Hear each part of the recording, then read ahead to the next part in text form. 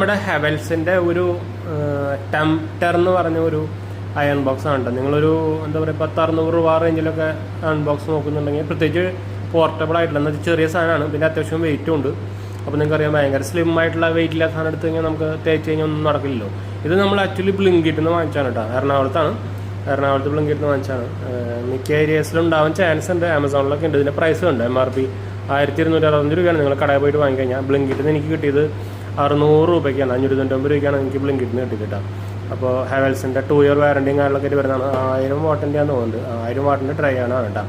അതുപോലെ തന്നെ non stick സാധനമൊക്കെ താഴെ വരുന്ന അത് ഞാൻ കാണിച്ചു തരാം. സംഭവം ഇതാണ് അതിൻ്റെ ബോക്സ് കേട്ടോ. കുറച്ച് മുമ്പ് വന്നുള്ളൂ. ഫുൾ ബോക്സാണ് നമ്മളിപ്പോൾ കണ്ടുകൊണ്ടിരിക്കുന്നത്. അപ്പോൾ ഇതാണ് സംഭവം. ഞാൻ പറഞ്ഞില്ല, ചെറിയ സാധനമാണ് കണ്ടത്. ഒരു ബ്ലാക്ക് റെഡ് കോമ്പിനേഷനിൽ വരുന്നതാണ്. നമുക്ക് അതിൻ്റെ അഡ്ജസ്റ്റബിൾ സംഭവങ്ങളൊക്കെ കൂടെ ഉണ്ട്. അതുപോലെ തന്നെ ഇതാണ് അതിൻ്റെ കോട്ടിങ് വരുന്നത്, നോൺ സ്റ്റിക്ക് കോട്ടിങ് വരുന്നത്, ജർമ്മൻ ടെക്നോളജി വേണ്ട. പിന്നെ അതിൻ്റെ ഫുൾ വേറെ എക്സ്ട്രാ സംഭവങ്ങളൊന്നുമില്ല കേട്ടോ. സ്റ്റീമിങ് സംഭവമൊന്നുമല്ല. നമ്മളിതിന് മുമ്പ് സ്റ്റീം അയണിൻ്റെയൊക്കെ നമ്മൾ ചെയ്തിട്ടുണ്ട്. അത് പക്ഷേ ഫിലിപ്സിൻ്റെ ഹാവൽസിൻ്റെ ഇതുണ്ട്. പക്ഷേ സ്റ്റീം അയൺ നിങ്ങൾ വാങ്ങിക്കുന്നുണ്ടെങ്കിൽ ഫിലിപ്സ് തന്നെ വാങ്ങിച്ചാൽ മതിയിട്ടാണ്. എന്ന് വെച്ചാൽ ഹാവൽസിൻ്റെ ഒക്കെ കംപ്ലയിൻറ്റ് വരുന്നുണ്ട്. എൻ്റെ ഹാവൽസ് ഉണ്ടായിരുന്നു, പക്ഷേ ഒരു കംപ്ലയിൻ്റ് ആയിട്ടുണ്ടായിരുന്നു.